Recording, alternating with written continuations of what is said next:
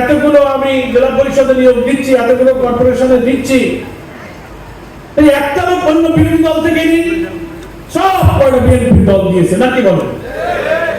তার অর্থ যে সবার আগে বাংলাদেশ না, সবার আগে বিএনপি। ব্যাপারটা সেরকম না। প্রশ্ন তো হচ্ছে আপনি কেন নিয়োগ দেবেন? আন্দোলন তো করলাম যে দলীয়করণ না করে সমস্ত স্থানীয় সরকার বাংলাদেশের সংবিধানে আছে, সমস্ত লোকাল গভর্নমেন্টের স্থানীয় নির্বাচনে নির্বাচিত প্রতিনিধিরাই সেখানে দায়িত্ব পালন করবে, এটা আমাদের সাংবিধানিক বিধি। এটা নির্বাচন হয়ে গেছে, আপনি elected government, you have the right, আপনার অধিকার আছে, আপনি নির্বাচন দিয়ে দেন। ইউনিয়ন পরিষদ, পৌরসভা, উপজেলা, সিটি কর্পোরেশনে ইলেকশন দিলে আপনাকে কে ঠেকাতো? আপনি ইলেকশন দেন, যে ভোট পাইছে জিতে আসবে, আপনি কেন সেখানে রাজনৈতিক নিয়োগ দিতে গেলেন? তাতে বুঝা গেল যে দলীয়করণের ভূতে আপনাকেও ধরেছে। জনগণের আশা আকাঙ্ক্ষা অনুযায়ী রক্ত ঝরা জুলাই সনদে যে 84টি রাষ্ট্র সংস্কারের যে প্রস্তাব ঐক্যমত্য কমিশন জাতির কাছে পেশ করেছিল,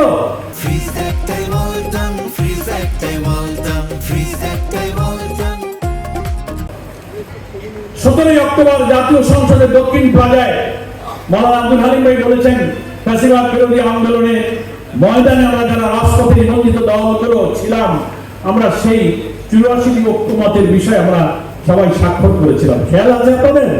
বিএনপি সেখানে ছিল। সেগুলো মেনে নিলে রাষ্ট্র ব্যবস্থার যে সাংবিধানিক মৌলিক কাঠামোগত যে পরিবর্তন হতো, এই পরিবর্তন হলে এখানে আর কর্তৃত্ববাদী, দুর্নীতিবাদ, দলীয়করণ, ভিন্ন মতের উপরে দলন পীড়নের কোন সরকার আসতে পারত না। কিন্তু বিএনপি পরিকল্পিত এই সংস্কারের কাজে বাধা দিচ্ছেন। সেই জন্য আমি বলি, বাংলাদেশের এখন প্রধান সংকট হলো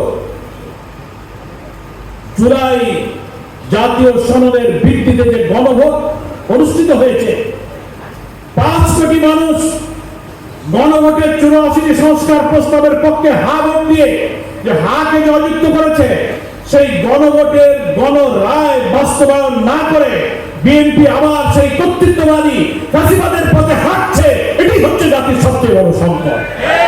এখান থেকে বিএনপিকে ফিরাতে না পারলে, যে অন্ধকার জগৎ থেকে আমরা ফিরে এসেছি, আল্লাহ না করুন, আল্লাহ না করুন, না করুন, হতে পারে আমাদের অন্ধকারে আবার ফিরে যেতে হতে পারে। তো ওনাদের জুলাই সনদ মানার অর্থ হলো আমাদের ভিন্নমত বাদ দিয়ে যা থাকবে তাই মানব। আর গণভোট যদি মানে, তাহলে ওনাদের এই ভিন্ন মত আর থাকে না। ওই 84টি মৌলিক সংবিধানের সমস্ত কাঠামোগত পরিবর্তন ওনারা মানতে তখন বাধ্য থাকবে। এই জন্য লক্ষ্য করবেন, ওনারা জুলাই সনদ মানবেন তা বলে, কিন্তু কোনোদিন প্রধানমন্ত্রী, আইনমন্ত্রী, স্বরাষ্ট্রমন্ত্রী একদিনও বলেনি যে আমরা এই যে একটা গণভোট হয়ে গেল, এই গণভোটের গণরায় আমরা মেনে নেব। কোনোদিন তা বলেছে? গণভোট মেনে নেব তা বলে না, জুলাই সনদ মানব। এর শুভঙ্করের ফাঁকি ভেজালটা হলো জুলাই সনদের যে ভিন্নমত আছে ওগুলো বাদ দিয়ে ওনারা মানবেন। আর গণভোটে ওনাদের কোনো ভিন্নমত দেওয়ার সুযোগ হয়নি।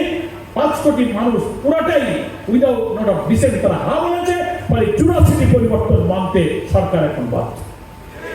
ওনারা দেশকে সংঘাতের দিকে ঠেলে দিচ্ছেন ইচ্ছা করে, যা সংসদে বিধানো সম্ভব ওরা ওটা বিধাতে চাচ্ছেন না। আমরা বলেছি, যদি আপনারা বাধ্য করেন, আপনারা 70% মানুষের সাথে বেইমানি করতে পারবেন, কিন্তু 11 দল 70% মানুষের পক্ষে অসম্মান করতে পারবে না। সংসদে যদি নিষ্পত্তি না হয়, 70% মানুষের ভোটের সম্মান দিতে প্রয়োজনে তাদের সাথে আমরা আবার রাজপথে যাব। তাইলে আমরা রাজি আছি। আমরা মনে করি সরকারি দলের এই সংকটময় মুহূর্তে তাদের পরিস্থিতির বোধোদয় হবে। চারিদিক থেকে রাষ্ট্রের বিরুদ্ধে ষড়যন্ত্র ঘিরে ধরছে। আধিপত্যবাদী দিল্লির ষড়যন্ত্র এই বাংলাদেশের ভূখণ্ডকে আবার খামচে ধরতে চাইছে। বর্ডারে তারা পুশিং করছে, হত্যা করছে। ওখান থেকে বলছে বাংলাদেশ তারা দখল করবে, রংপুর দখল করবে, চট্টগ্রাম দখল করবে, তাদের প্রদেশ বানাবে। ভেতরে ভেতরে অনেক ষড়যন্ত্র চলছে। আপনি কি এখন হাসিনা বলতেছে আমি ডিসেম্বরে আসতেছি, তাই তো ওনার কোনো গেট সাজাইত, রেডি টু ওয়েলকাম, স্বাগত জানাতে প্রস্তুত হন। আপনি হাসিনাকে সামলাবেন,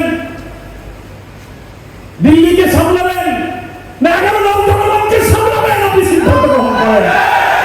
সংঘাতের সব কয়টা দরজা খুলবেন না। আমরা জাতীয় ঐক্য চাই, আসেন